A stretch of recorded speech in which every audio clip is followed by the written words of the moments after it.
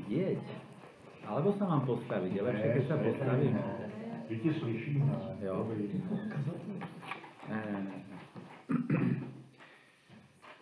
Mluv nahlas a je to v pohodě. Dobre, ďakujem.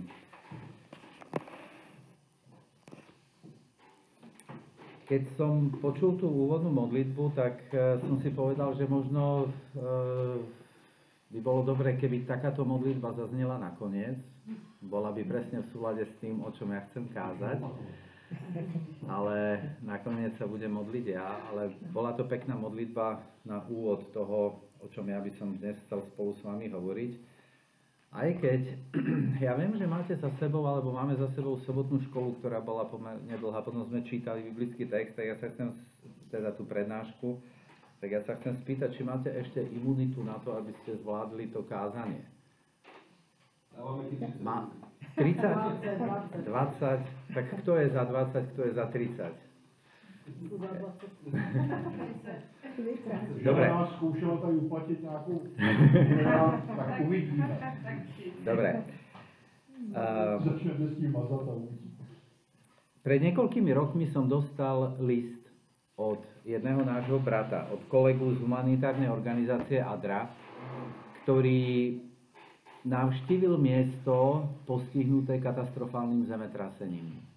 Bolo to naozaj trošičku dávnejšie a ja som ten list čítal na takom benefičnom koncerte, ktorého súčasťou bola zbierka a ten výťažok tej zbierky išiel potom práve ako na tie náklady spojené s pomocou tým ľuďom postihnutým zemetrasením. A on svoje prvé dojmy z toho miesta, keď tam prišiel, tak opísal takto. Ja vám to prečítam. Sedím nad nemocnicou a pozerám na mesto. Miestni ľudia si ustlali v uliciach na voľných priestranstvách. Niektorí z nich by sa možno mohli vrátiť domov, ale boja sa. Spia radšej vonku a hovoria, čo keby to prišlo znovu. Počuť pláč i smiech detí, krik a dohadovanie žien o lepšie miesto na chodníku na spanie. Na rohu vykrikuje čosi o poslednom súde kazateľ, a keď začne spievať, pridávajú sa k nemu stovky jeho pozorných poslucháčov. Stojím nad nemocnicou a dívam sa dole do zálivu. Kotvia tu lode, ktoré prinášajú pomoc zo všetkých strán. V posledných týždňoch bola táto zátoka i kopce okolo nej svedkom nebývalej koncentrácie ľudského utrpenia. A ja vás nemusím príliš presvedčať o tom, že vlastne bolesť a utrpenie sú súčasťou nášho sveta, sú súčasťou nášho každodenného života. Zasahujú všetkých nás. A my sa im prajeme častokrát vyhnúť, ako sa len dá. Ale nie vždy sa to podarí a nie vždy všetkým sa to podarí. A každý deň je vo svete nespočet tragédií, nespočet proste rôznych udalostí spojených s ľudským utrpením. A to ľudské utrpenie by sa dalo opísať podobne, ako mi to napísal ten môj kolega. A častokrát nemáme kontrolu ani nad našim životom, nad tými udalosťami, ktoré súvisia s prírodou, už častokrát vôbec nie. Veľmi by sme si to prijali, aby sme sa tomu dokázali vyhnúť alebo zabrániť nejako tomu, ale nie vždy to ide. A tak premýšľam nad tým, že čo s tým, že kde je počas takýchto udalostí moje miesto. Máme kázať o poslednom súde, ako som čítal v tom úryvku, že ten kazateľ tam mal takú tému toho posledného súdu, zvestovať evanjelium, pretože vtedy sú ľudia duchovne citlivejší na všetko okolo nás. Mali by sme využiť tú príležitosť, alebo mali by sme sa modliť za ľudí, alebo mali by sme im prakticky pomáhať. To sú moje otázky, ktoré si častokrát kladiem. A kladol som si ich aj pred niekoľkými týždňami, keď Moravu alebo aj Česko postihli tie povodne, ale hlavne ako ten sever Moravy. My sme s Alenkou tam o niekoľko týždňov vlastne boli v Krnove práve na tej diamantovej svadbe a videli sme vlastne, ako to tam vyzerá. akoby tie pozostatky toho mesta, ktoré už bolo akoby síce akoby upratané, ale bolo vidno na tých zvlhnutých akoby múroch, kam až tá voda dosiahla. Takže, ja som sa vtedy sám pýtal, Honza bol v Ostrave a v Krnove. A ja som sa pýtal, mám sedieť v kancelárii, alebo mám ísť s ním? Ako to bolo chvíľku, ako Honza, keď si mi toho hovoril, tak ja som mal akoby také pokušenie, že je moje miesto v kancelárii pri príprave kázania, alebo si mám sadnúť s Honzom do auta a ísť pomáhať. A ja vám chcem prečítať jeden biblický text, ktorý mi napadol, keď som nad týmito akoby vecami premýšľal. A on je v Jánovom evanjeliu v 5. kapitole. A to je príbeh, ktorý sa odohral pri rybníku alebo jazere Betesda. Takže ak máte Biblie, môžete si otvoriť so mnou Jánovo evanjelium 5. kapitolu a prečítam tam pasáž od 1. verša. Čiže Jánovo evanjelium 5. kapitola od 1. verša. Potom bol židovský sviatok a Ježiš vystupoval do Jeruzalema. A v Jeruzaleme pri ovčej bráne je rybník po hebrejsky nazvaný Betesda s 5 prístrešiami. A v nich ležalo množstvo chorých, slepých, chromých, ochrnutých. A bol tam človek, chorý už 38 rokov. A keď ho Ježiš videl ležať a spoznal, že je už dlho chorý, spýtal sa ho: Chceš byť zdravý? A chorý mu odpovedal: Pane, nemám človeka, čo by ma zaniesol do rybníka, pretože keď sa zvíri voda, kým tam dôjdem, zostúpi predo mnou iný. A Ježiš mu povedal: Vstaň, vezmi si lôžko a choď. A ten človek ihneď ozdravel, vzal si lôžko a chodil. Ten príbeh sa začína takým konštatovaním, že niekde v Jeruzaleme pri ovčej bráne bolo jazero nazvané Betesda. Čiže ten dej nášho príbehu sa odohráva na brehu jazera alebo rybníka. Ján potrebuje svojim čitateľom povedať, ako sa to miesto volalo po hebrejsky. A ja nie som taký odborník na hebrejčinu, aby som vedel hneď preklad toho slova Betesda, tak som si to našiel, že slovo Betesda znamená dom milosrdenstva. Znamená dom milosrdenstva. To znamená, že klientelu toho miesta, toho domu milosrdenstva, tvoria podľa evangelistu slepí, chromí, paralizovaní, rôzne telesne, asi predovšetkým handicapovaní ľudia. A keby vtedy existovali vozíčky pre telesne postihnutých, tak by sme povedali, že to bolo také stretnutie jeruzalemských vozíčkárov. Vozíček pri vozíčku. Ale tá irónia spočíva v tom, že, a možno preto nám to Ján takto pripomína, že slovo Betesda znamená dom milosrdenstva, ale keď sa pozriete na to miesto, tak je to dom utrpenia. Je to presne to, čo ten môj kolega napísal v závere, že tam je nebývalá koncentrácia ľudského utrpenia. V dome milosrdenstva sa koncentruje utrpenie človeka. V dome milosrdenstva. Je to taký paradox. A tí ľudia tam čakajú, nie sú tam náhodou, oni čakajú na určitú udalosť. Pretože, ja to v Biblii nemám napísané, ale niektoré Biblie obsahujú taký dodatok, že tí ľudia tam boli preto, že sa z času na čas zvírila voda a kto prvý vošiel do tejto vody, tak bol uzdravený. A vlastne, keď si predstavíte tú scénu, skrýva sa za tým ďalší taký akoby bod, ktorý tomu čitateľovi musí udrieť ako do očí, pretože na tomto mieste milosrdenstva, v Betesde, v dome milosrdenstva, treba o svoje uzdravenie bojovať, súťažiť, deliť sa s ostatnými. Že treba čakať na náhodný okamih, my nevieme, kedy príde, a keď sa voda zvíri, tak prvý, kto vyštartuje a dôjde do cieľa, je uzdravený. A vždy sa tam dostane aj ten prvý na úkor niekoho iného. Proste platí tam zásada, že víťaz berie všetko. Tak tomu ľudia verili. A zase o to milosrdenstvo treba bojovať s tými druhými a zaslúžia si to Božie milosrdenstvo v podobe uzdravenia. Zase len tí, ktorí sú ešte aj medzi tými handicapovanými proste lepší, zdravší, aspoň o trošku než tí ostatní. A ja premýšľam nad obrazom Boha, ktorý tí ľudia vtedy mali, keď tomu takto verili. Boh ako štartér, ktorý, viete si predstaviť olympiádu alebo nejaké atletické preteky, máte ľudí, ktorí sú v tých štartovacích, tých športovcových svalovaných, v tých štartovacích blokoch a ten štartér stojí s tou pištolou, vystrelí a vlastne ako všetci vyštartujú a o 100 metrov majú nejaký cieľ. A je Pán Boh takýto štartér, ktorý proste stojí s pištolou pripravený a pozoruje, alebo čaká niekde v cieli a iba ten, kto prvý príde, tak dostane od neho akoby tú zlatú medailu v podobe uzdravenia.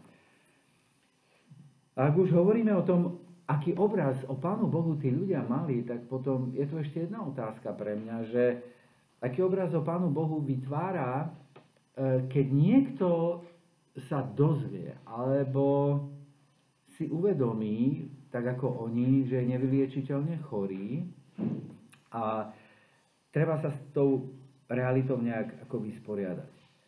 Je to obraz spravodlivého a milosrdného Boha, pretože v starom Izraeli, a ono nie je to len v starom Izraeli, tak ľudia vždycky vnímali, a Ježiš s tým do určitej miery zápasí s tou predstavou ľudí, že choroba je trest za hriech. Hej, tak tomu ľudia rozumeli. A keď nemám chorobu, keď som zdravý, tak Pán Boh mi požehnáva. A častokrát sa to stáva aj v našom živote, že keď sa niekomu niečo stane, tak nás napadne okamžite takisto taká myšlienka, čo ten človek spravil zlé, hej, v živote. Alebo mne, keby sa to stalo, tak takisto sa budem pýtať, Pane Bože, prečo? Prečo sa to stalo práve mne? Za čo ma trestáš? Hej, ako častokrát, ako sa ľudia takto pýtajú. A je zaujímavé, že Ježiš sa nepustil s tými ľuďmi pri Betesde do nejakej také ako debaty o tom, že počkajte, ale tu ste na nepríliš akoby v správnom mieste, pretože to, čomu veríte, je povera. Ono to tak vlastne v skutočnosti nie je. Hej, Pán Boh nie je taký. To nie je z tej Božej vôle. To je len vy ste si vytvorili ako taký kult toho miesta. A viete, že aj dnes existujú vo svete také kultické miesta uzdravovania. Katolíci majú Lourdes, Fatimu a Medžugorie, bývalej Juhoslávii a na Slovensku sú takisto také miesta, Levoča a Litmanova a tak ďalej. Neviem, či ste to niekde počuli, neviem, či v Čechách sú také miesta pútnické, ale existujú. A je zaujímavé, že Ježiš sa nepustil s tými ľuďmi pri Betesde do nejakej vieroučnej konfrontácie a nehovoril, ako tomu veríte zle, ako ste tu na nesprávnom mieste. Mali by ste stať to všetci odísť, pretože takto to nefunguje. Ale Ježiš, on ukazuje, a to je pre mňa veľmi zaujímavé, že ak človek trpí, ak je človek ako vystavený určitému typu utrpenia, tak možno preberanie určitých akoby vieroučných bodov Ježiš akoby odkladal možno na inokedy, pretože teraz je sústredený na tú bolesť a utrpenie toho človeka, nie na to, aby ho poučil o nejakých dôležitých teologických alebo vieroučných pravdách. Ale to neznamená, že Ježiš s tým súhlasí, čo sa tam deje. Ale odsúva teraz nabok všetky tie debaty o tom, či je to správne miesto, či je tam ten kult uzdravovania ako v súlade s Bibliou alebo nie je, a venuje sa konkrétnemu človeku. Evanjelium nám nič bližšie nepovie o tom, ako sa Ježiš dostal na toto miesto. Ale zdá sa, že Kristus a ľudské utrpenie sa vždy nejakým spôsobom priťahovali. Takže ten verš 5 hovorí, keď ho Ježiš videl, keď ho Ježiš zbadal, tak proste zamieril rovno k nemu. A Kristus vidí to, čo mnohí ľudia nevidia. Pretože ten úvodný text hovoril, že v Jeruzaleme bol sviatok. Vo chvíli, keď je v Jeruzaleme sviatok, tak sa počet obyvateľov z 10 násobí. Je tam strašne veľa pútnikov. Je tam množstvo ľudí. A pre tých ostatných, ktorí v tom Jeruzaleme sa pohybujú, je toto akoby norma. Proste stalo sa im to, sú tam, no a čo? Ja som zdravý, mňa Pán Boh požehnáva, ja sa príliš o tých druhých ako nestarám a nezaujímam. Ale nebolo to tak u Krista, pretože on na toto miesto, kde sa koncentruje to ľudské utrpenie, kde sú tí vozičkári, on tam šiel. A tá odpoveď toho, čo jednak otázka je zvláštna, ktorú Kristus kladie, hej, v tej nemocnici sa pýtate človeka, či chce byť zdravý. Ale zvláštnejšia ešte je odpoveď, a na tú ja sa chcem zamerať, pretože ten človek povie, nemám nikoho, alebo konkrétne nemám človeka. Ako keby jeho najväčší problém nebol ani takto, že tam leží a je nejakým spôsobom handicapovaný. Ale ako keby tým jeho najväčším problémom bola samota. Proste nemáte nikoho, ktorý by vám v tej biede nejakým spôsobom pomohol. A to je to, čo sa derie z jeho duše, ako taká odpoveď, pretože Kristus sa ho pýta, či chce byť zdravý, on nepovie áno ani nie. Nie, absolútne nelogické, neočakávame, že... Ale on povie to, čo ho v skutočnosti trápi. On povie, ja nemám nikoho, nemám človeka. A on vlastne inými slovami Kristovi hovorí, nemohol by si mi aspoň ty, keď vidím, že si zdravý, robiť asistenta, nemohol by si tú chvíľu so mnou počkať, kým sa zvíri voda, že by si mi pomohol vlastne akoby dostať sa tam. Už som spomínal, že to obvinenie, ten výkrik duše je o to závažnejšie, že Jeruzalém je plný pútnikov. A oni tam prišli na sviatky, pútnikov, ktorí sa prišli kláňať Bohu, prišli na bohoslúžbu, ale zabudli, že nedaleko od nich je takisto sobotné zhromaždenie, takže ten text hovorí, že bola sobota, sobotné zhromaždenie tých vozičkárov. A ja som rád, že Kristus tú podivnú spoločnosť neobyšiel. Existuje určitý názor, určitý výklad, čo by mohol byť ten sviatok. A niektorí hovoria, že je to sviatok stánkov. On není priamo napísaný, že je to sviatok stánkov, ale niektorí odborníci hovoria, že je to sviatok stánkov. A viete asi, čo sviatok stánkov akože symbolizoval. Symbolizoval putovanie po púšti. Znamená, tak ako si Židia stavali stánky, keď putovali po púšti, tak potom, keď sa usadili, tak si pripomínali ten východ z Egypta tým, že si raz v roku v určený čas postavili stánky. Inak my na Londýnskej, keď sme bývali v Prahe, sme mali hranicu toho nášho pozemku so židovským gymnáziom a s ihriskom, ktoré tam deti mali, také hazanárske alebo futbalové maličké ihrisko. A každý rok, niekedy, ja neviem, či to bolo v septembri alebo v oktobri, keď prichádza ten sviatok Sukot, sviatok stánkov, tak oni si postavili také improvizované malé stánky a v nich sa stretávali akoby ráno na takých akoby pobožnostiach, čítali si ten text z Biblie a pripomínali si ten Boží zázrak toho vyvedenia z Egypta. A ak je pravda, že to bol sviatok stánkov, tak my sme čítali, že tam, kde tí vozičkári boli zhromaždení, bolo 5 kolonát, 5 prístrežkov. To znamená, že oni ako keby počas to, oni si nemohli tie stánky postaviť, ale ako keby boli nad nimi. Ale podľa tradície, teraz vám prečítam, čo som si o tomto sviatku ako našiel podrobnejšie.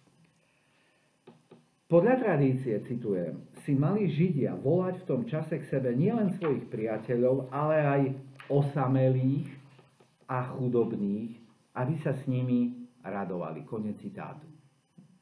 Takže je to také zvláštne, že vlastne v čase, keď je tam 100 000, Jozefus Flavius, ten historik, hovorí rímsky, že tam bolo asi 100 000 ľudí v Jeruzaleme, je to zvláštne, že počas toho sviatku, kde je 100 000 ľudí, vedľa niekto povie, ja nemám nikoho, ja nemám človeka, proste ja sa cítim akoby sám.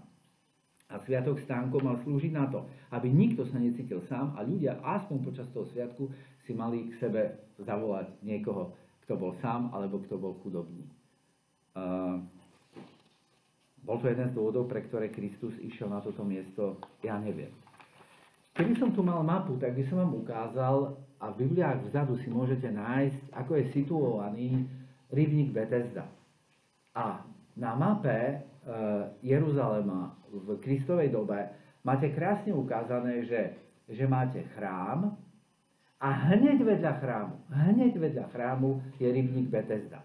To znamená, rybník Betesda a chrám sú vedľa seba a sú oddelené hrubým múrom.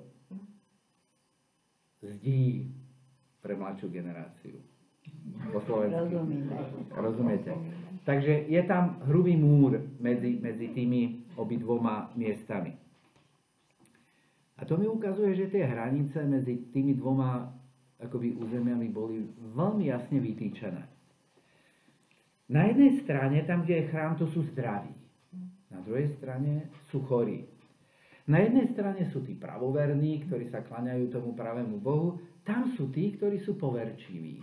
Trošičku. Ktorí nemajú takú silnú vieru. Jedných Pán Boh požehnáva a tých druhých trestá. Jedni vedia, ako si jeho milosť zaslúžiť, pretože sú v chráme, modlia sa a tak ďalej. A tí musia o tú Božiu milosť tvrdo bojovať, súťažiť vlastne akoby s tými ostatnými vozičkármi. A pre mňa je úžasná správa z toho textu, z toho príbehu, že Kristus, keď tam príde, tak on vlastne symbolicky ten múr, tú zeď vlastne zbortí, odstráni. Pretože svojou prítomnosťou na tom mieste v Betesde on stiera hranice medzi tými, ktorí sú zdraví, chorí, vyvolení, potrestaní a tak ďalej a tak ďalej. Pretože tie hranice sme si medzi sebou vytýčili my ľudia. A ten náš nemocník prišiel vždy neskoro, vždy sa našiel niekto silnejší, rýchlejší, šikovnejší, kto ho predbehol, pretože my ľudia aj v takých situáciách, keď ide o naše zdravie, tak niekedy sa správame veľmi sebecky, na úkor iných. A v osamotení toho človeka, ktorému nemá kto pomôcť, tak sa skrýva možno taký výkrik duše alebo také osamotenie mnohých ľudí, ktorí sa posťažujú v podobných situáciách tými istými slovami. Nemám nikoho. A vo chvíli, a to je pre mňa tá dobrá správa z toho príbehu, vo chvíli, keď ten človek vysloví vetu nemám človeka, tak vlastne to nie je pravda. Pretože keď vedľa stojí Kristus, tak nie je pravda, že nemá nikoho. Že nemá človeka. A tá veta nemám nikoho už neplatí. Pretože až Kristova prítomnosť na tomto mieste robí z toho miesta skutočne dom milosrdenstva. Až keď tam príde Kristus, tak to miesto Betesda, ten názov zodpovedá realite. A pre mňa to znamená, že bohoslúžba, to znamená to, čo sa odohráva v sobotu na tomto mieste, musí byť vždy nejakým spôsobom spojená so službou. Bohoslúžba musí byť spojená so službou. A to platí aj v sobotu, počas sviatkov, vo všetkých dňoch, stále. Pretože Kristus prišiel do Jeruzalema, aby splnil veľkolepé kozmické poslanie, záchrana ľudstva, ale ten príbeh mi ukazuje, že keď ideme zachraňovať ľudstvo, a my niekedy tiež ako v cirkvi máme také veľké heslá, ideme zachrániť svet, ideme pripraviť svet na druhý príchod Ježiša Krista a tak ďalej. A je zaujímavé, že niekedy tie veľké akoby heslá o tom, také všeobecné, ideme zachraňovať svet, tak Kristus hovorí, nemôžete preskočiť jednotlivca. Nemôžete obísť toho jednotlivca. Nemôžete ho prekročiť. Takže proste, ja idem zachraňovať svet, na teba nemám čas. Alebo ja mám dôležitejšie poslanie, než sa venovať nejakému človeku. A ja viem, že to hrozí mne ako kazateľovi častokrát, pretože ja si môžem tiež povedať, ja mám dôležitejšie poslanie, než zaoberať sa nejakým nedôležitým problémom, treba z nejakého člena alebo niekoho iného. A vždycky ma napadne tento Kristov príklad, ktorý hovorí, bohoslúžba, tvoje poslanie musí byť vždy spojené s ochotou slúžiť, výjsť v ústrety, pokiaľ sa dá, tomu jednotlivcovi. Takže čo robiť? Dopísať kázanie alebo sa vybrať s Honzom do Ostravy? Čo robiť? Je otázka, ktorú si častokrát akoby kladiem ja, ktorú si možno kladiete aj vy. Aby tá služba bola bez nejakých bočných zištných záujmov, bez nejakého pokrytectva, bez nejakej vypočítavosti, čo z toho akoby bude mať, keď, alebo bez nejakého moralizovania, že už dobre, idem ti pomôcť, ale ešte ti dám nejakú prednášku o tom, čo by si mal alebo nemal. A môj kolega napísal na záver ešte toho listu napísal 2 vety. My ľudia zatiaľ prekliatie bolesti a utrpenia zo seba striasť nedokážeme. Sme však schopní bolesť a utrpenie tých druhých niesť. My ľudia zatiaľ bolesť a utrpenie nedokážeme zo seba zniesť. Oni prichádzajú do nášho života, či sa nám to páči, alebo nie. Ale to, čo sme schopní, že môžeme bolesť, utrpenie tých druhých nejakým spôsobom aspoň trošku niesť.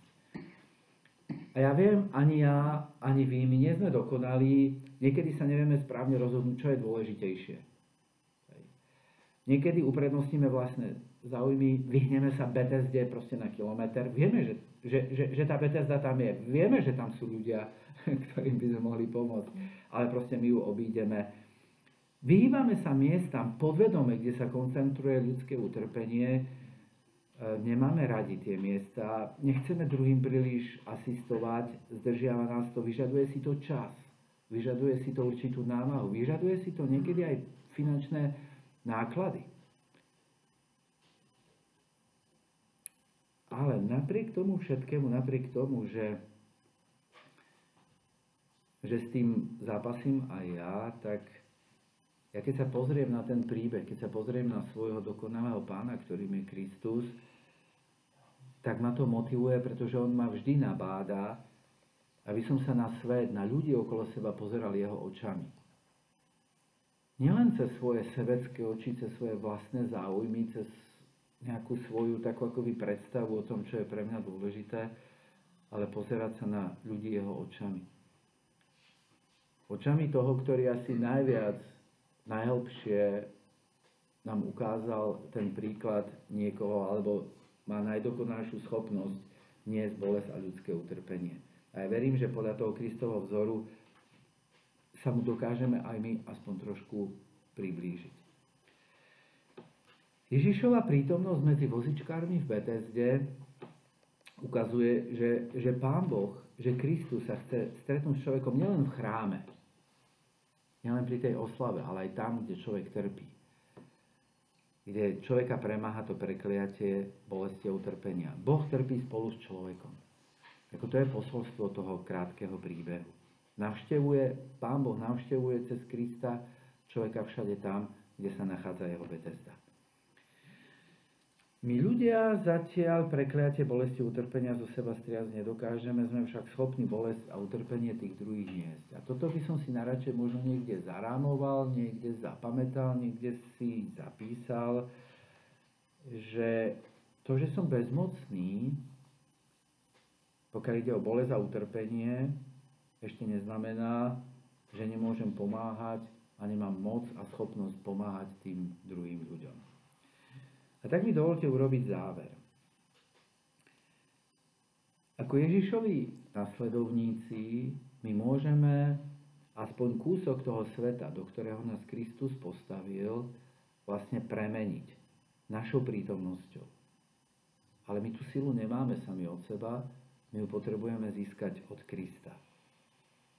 Aby sme kúsok toho sveta, ktorý nám Pán Boh vymedzil, ktorý je častokrát koncentráciou ľudského utrpenia, plný ľudí, ktorí nesú bolesť, o ktorej si možno ani nevieme urobiť predstavu, tak my môžeme byť tými ľuďmi, ktorí môžu asistovať tým, ktorí sú skutočne bezmocní.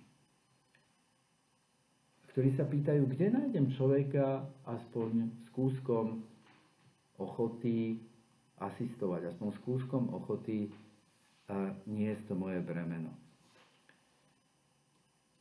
My môžeme zbaviť ľudí zúfalého pocitu, že sú sami. Nemusíme to robiť 24 hodín denne, ale z času na čas nás Pán Boh pošle a posiela k takým ľuďom. My nie sme schopní všetkých zaniesť do jazera, nie sme schopní kúpiť všetkým elektrický vozík, nie sme schopní navštíviť všetky Bethesdy na svete, ani v okolí, ale sme schopní aspoň jednému človeku, ktorého nám Pán Boh posiela do cesty, aspoň niektorým jednotlivcom pomôcť, aby nemuseli šepkať tú vetu nemám nikoho, nemám človeka. Pretože tých Bethesd, to znamená miest, kde ľudia trpia, potrebujú našu asistenciu, je okolo nás viac, než si myslíme. A aby sme ich videli, tak niekedy nestačí otvoriť len oči, ale mali by sme otvoriť ľuďom na tých miestach aj naše srdce. Amen. Amen.